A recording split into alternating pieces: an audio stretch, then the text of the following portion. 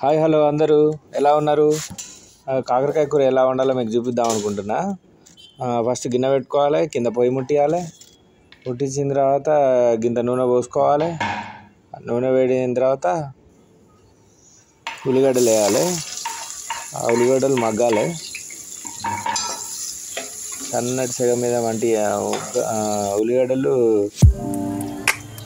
మగ్గాలి. ఉల్లిగడ్డలు మగ్గిన తర్వాత కాకరకాయ కోయాలి కదా. కాకరకాయ మంచిగా సన్నగా కోసుకోవాలి.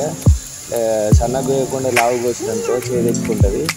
ఇది మొత్తం సన్నటి సెగ మీద మంచిగా ఎక్కువసేపు పడుతుంది కాకరకాయ కూర వండాలంటే. ఇది కలుపుకున్న తర్వాత ఇట్లా సన్నగా వేగాలి. మొత్తం మంచిగా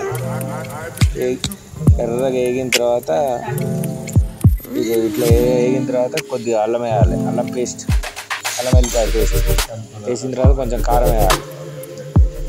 కారం వేసిన తర్వాత కలుపుకోవాలి మంచిగా.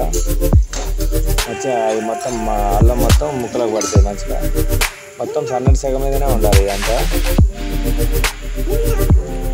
దాని తర్వాత పసుపు కూడా వేయాలి. కొంచెం